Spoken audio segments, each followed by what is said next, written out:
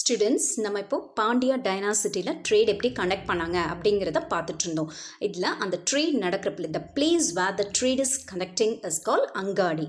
The same time day market was called nalangadi while the night market was called Alankadi. According to who said this?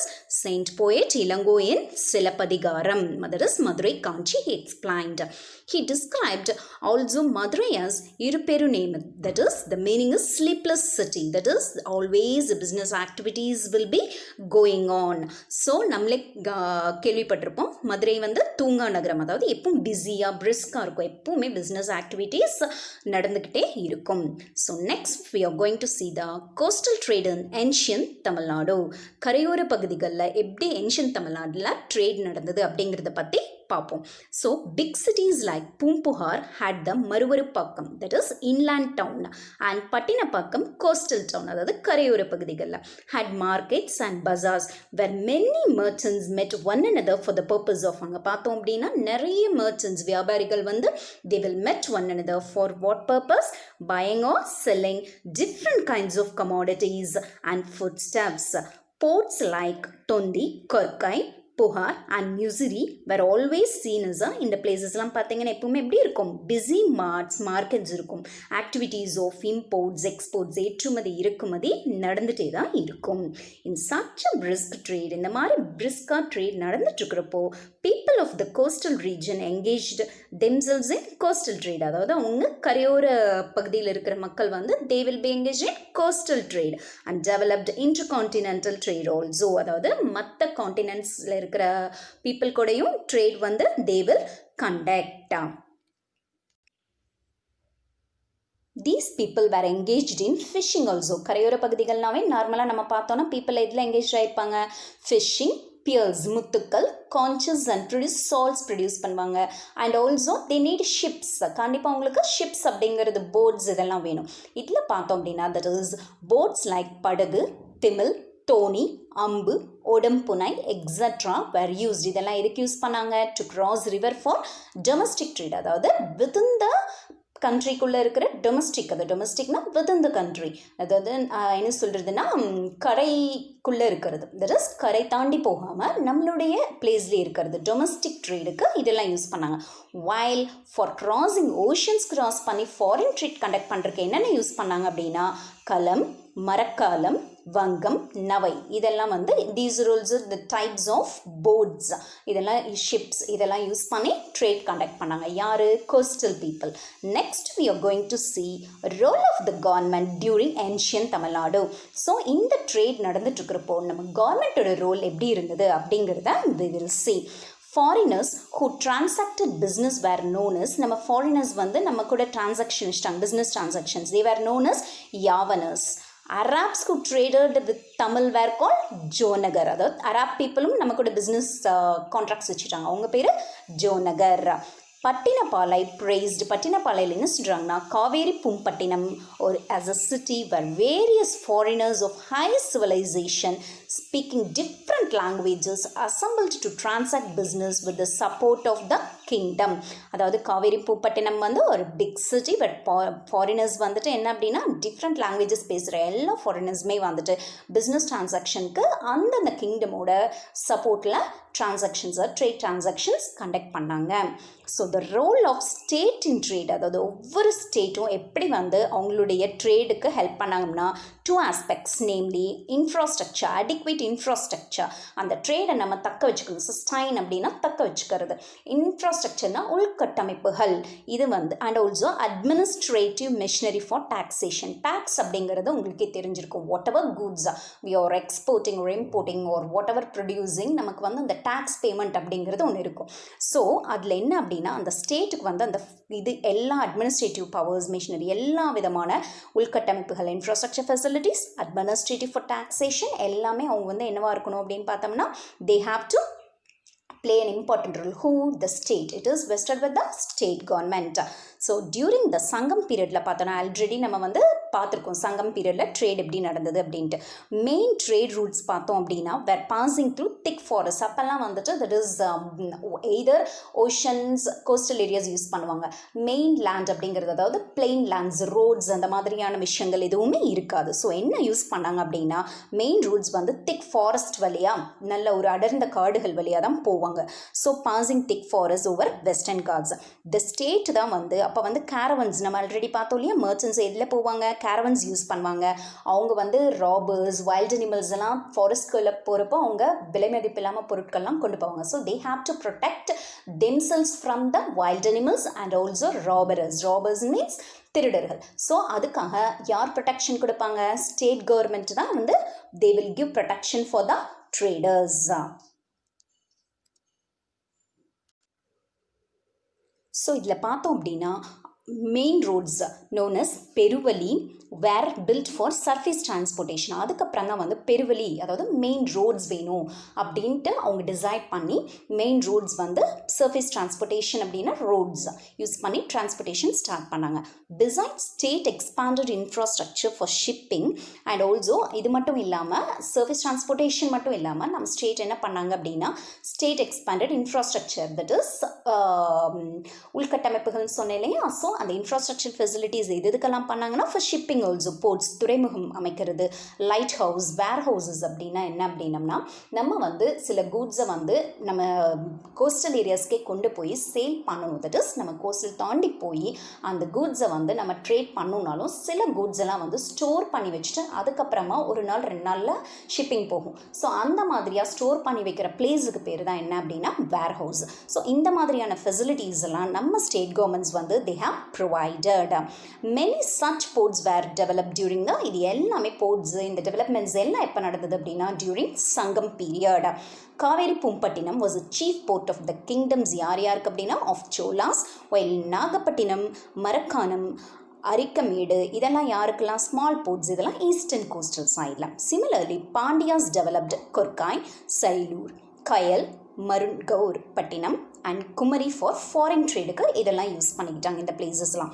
The state government install check post வைப்பாங்க. எதுக்கு அப்படின்னா நீங்களே பார்த்துருப்பீங்க இல்லையா, customs duties. அதாவது ஒரு goods ஒரு பிளேஸில் இருந்து அந்த இன்னொரு பிளேஸ்க்கு போகணும் அப்படின்னா ஒரு சில இடத்துல செக் போஸ்ட் இருக்கும். ஸோ ஸ்டேட் கவர்மெண்ட்ஸ் என்ன பண்ணாங்க, செக் போஸ்ட் இன்ஸ்டால் பண்ணாங்க. இதுக்குன்னா கஸ்டம்ஸ் எல்லாம் தான் ஹைவேஸில் போர்ட்ஸ்லாம் வந்து கஸ்டம்ஸ் இருப்பாங்க, அதை செக் பண்ணுவாங்க, கஸ்டம்ஸ் செக் பண்ணுவாங்க. கூட்ஸ் வந்து நியாயமான கூட்ஸாக போகுதா, ஏதாவது இல்லைன்னா வேறு ஏதாவது கூட்ஸ் தப்பான முறையில் போகுதா அதெல்லாம் பார்க்குறதுக்காக check post they will post it and they will check the goods they are being traveling. So now we are going to see about contribution of Kautilya to trade.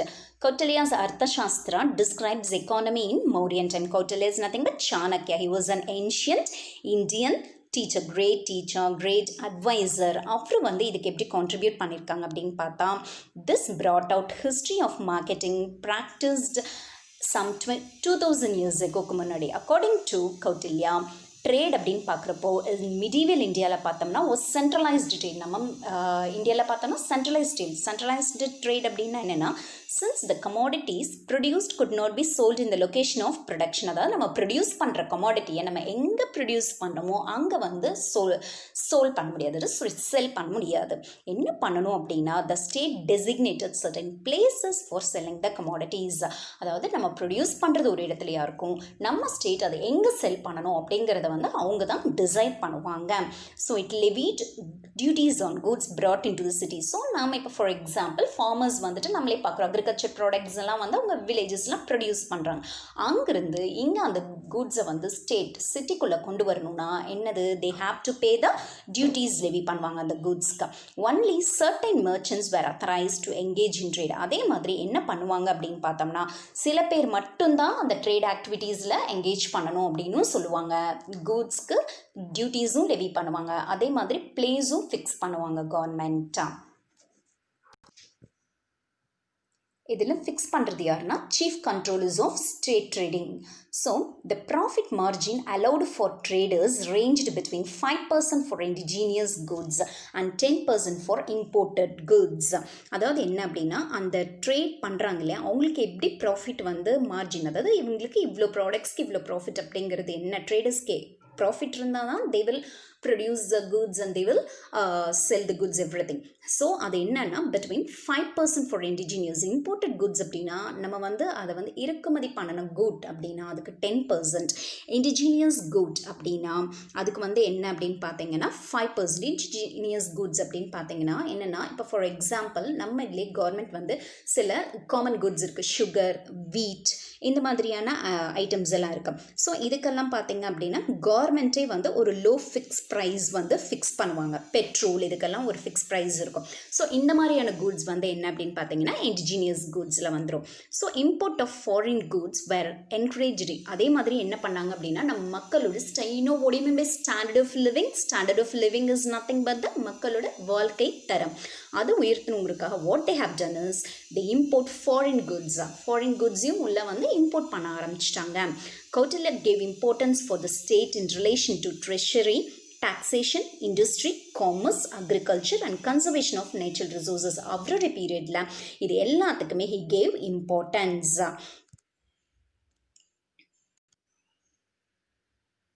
அவர் எதுக்காக இதுக்கெல்லாம் இம்பார்ட்டன்ஸ் கொடுத்தாரு அப்படின்னு பார்த்தோம்னா mainly to promote the wellbeing of the state. நம்மளுடைய state வந்து நல்லா develop ஆகணும் அப்படிங்கிறதுக்காக he advocated maintenance of perfect balance between state management and people's welfare through trading activities. அதாவது ட்ரேடிங் ஆக்டிவிட்டீஸ் நடக்கிறப்போ அந்த இடத்துல பர்ஃபெக்ட் பேலன்ஸ் இருக்கணும். எதுக்குன்னு பார்த்தீங்கன்னா ஸ்டேட் மேனேஜ்மெண்ட், ஸ்டேட்டோட இதையும் வந்து ப்ராப்பராக இருக்கணும், ஸ்டேட்டுக்கும் அந்த ட்ரேடில் ப்ராஃபிட்ஸ் இருக்கணும். And also it should take care of the welfare of the people who are trading. யாரெல்லாம் அந்த வியாபாரம் பண்ணுறாங்களோ அவங்களுடைய வெல்ஃபேரையும் பார்த்துக்கணும். ஸோ வியாபாரிகளுடையும் இதையும் பார்த்துக்கணும், கவர்மெண்ட்டோடையும் பார்த்து ரெண்டையும் பேலன்ஸ் பண்ணி கொண்டு போகணும் அப்படிங்கிறது தான் அவருடைய தாட்டாக இருந்தது. Okay students, next we are going to see the commerce and trade in North India. North Indiaல எப்படி வந்து commerce, trade எல்லாம் இருந்துச்சு அப்படின்னு we'll going to see. So India was prosperous even during the medieval period. அதாவது 12th to 16th centuriesல பார்த்தோம்னா India was very prosperous. Despite many political problems, political appeals நிறைய இருந்தது. இருந்தாலுமே India was very famous.